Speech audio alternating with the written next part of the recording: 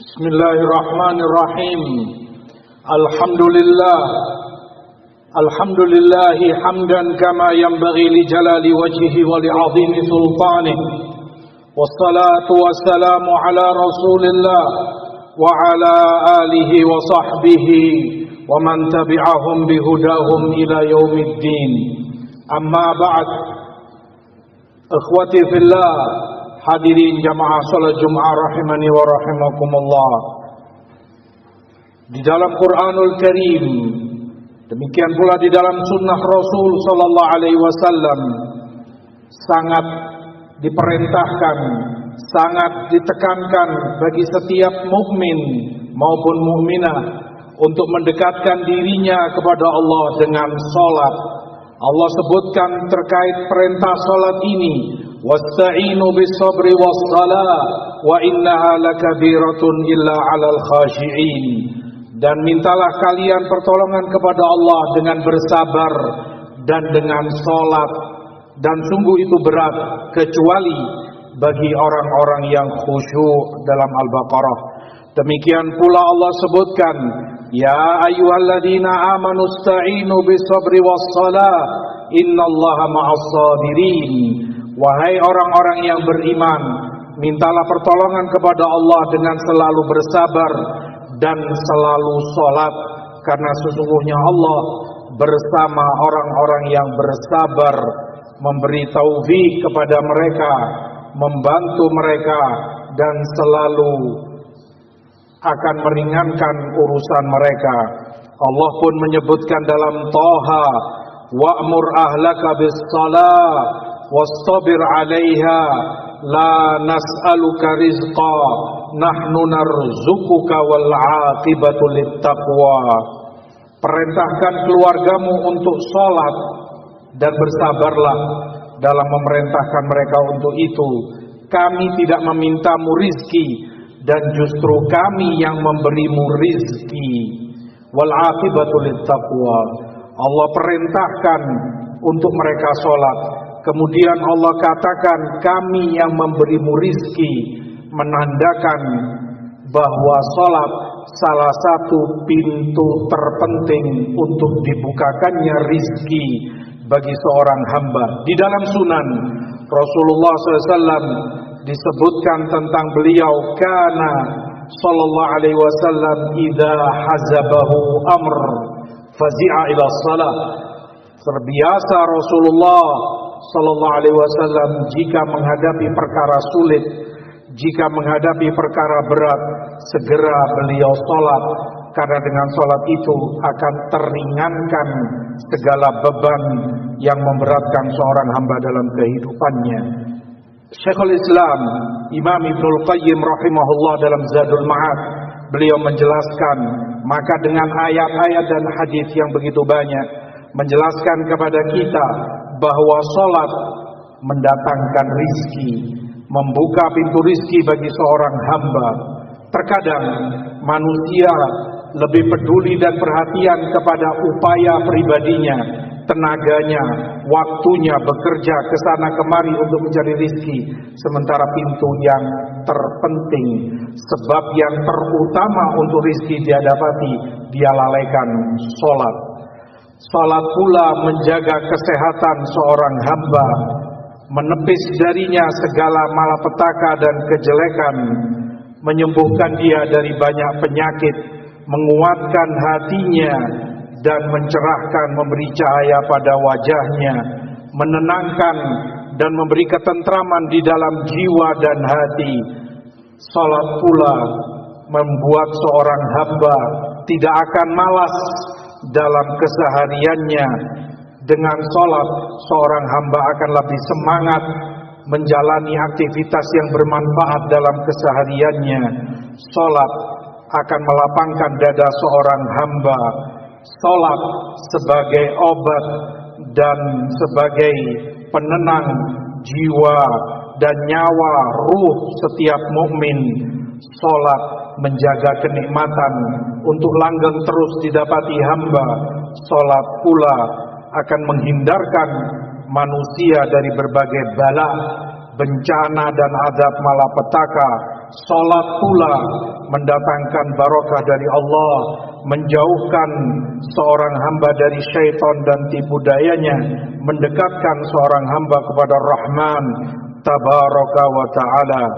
Secara umum, kata Imam Ibnul Qayyim, salat punya pengaruh yang luar biasa menjaga kesehatan tubuh, menjaga ketentraman dan ketenangan hati, memberi kekuatan kepada seorang hamba. Salat pula karenanya seorang hamba akan terhindar dari segala kejelekan yang dia benci dan tidak dia senangi. Oleh karena itu, kalau kamu amati, kata Imam Ibnul Qayyim, di antara dua orang yang sama-sama terkena penyakit atau terkena kejelekan yang buruk, pastilah kamu dapati di antara keduanya yang lebih dekat kepada sholat, yang lebih sering sholat, menjaga waktunya, menjaga kekhusyuannya, menjaga rukun-rukun kewajiban dan sunnahnya, maka dia yang lebih selamat, lebih cepat sembuh, lebih terjaga semua itu karena sholatnya. Demikian sholat punya pengaruh yang luar biasa, menghindarkan seorang hamba, mencegah dari segala keburukan dan kejelekan dunia, terutama ketika dia sempurnakan sholat itu secara lahirnya maupun batinnya, dari mulai menyempurnakan wudhunya, menjaga waktunya, menjaga kekhusyuannya dan kewajiban-kewajiban sholat. Maka kemaslahatan dunia, segala kemaslahatan dunia dan akhirat, tidak ada yang mendatangkan semua itu seperti sholat. Dengan sholat, segala kebaikan dan kemaslahatan dunia akhirat akan kamu dapati. Sebaliknya pun, tidak ada yang mencegahmu, menghindarkan dirimu dari segala kejelekan dunia maupun akhirat seperti sholat pula. Dengan sholat, kamu akan terhindar dari segala kejelekan dunia dan kejelekan akhirat. Waffaqanallah lima yuhibbu wa yarda. Wassalatu wassalamu ala Rasulillah. Aqulu ma sami'tum wastaghfiruhu innahu huwal ghafurur rahim.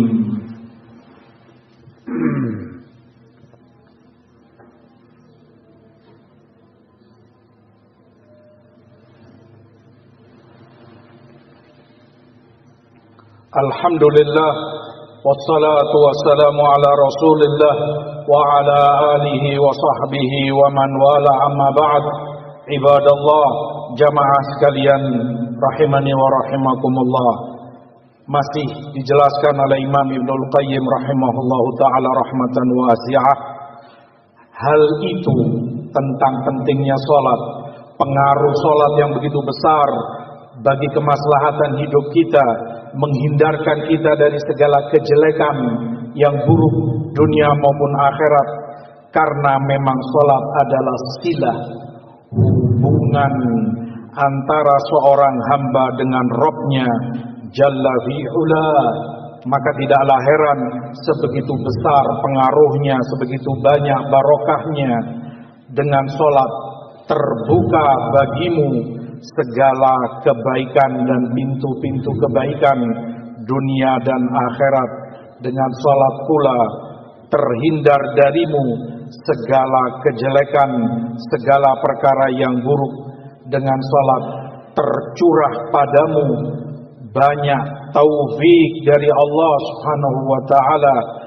Akan kamu dapati kesehatan, kekuatan, al-afiyah, segala kebaikan yang kamu inginkan dan kamu cintai. Salat adalah kunci segalanya untuk kita sebagai seorang hamba mendapati kebaikan dunia dan akhirat.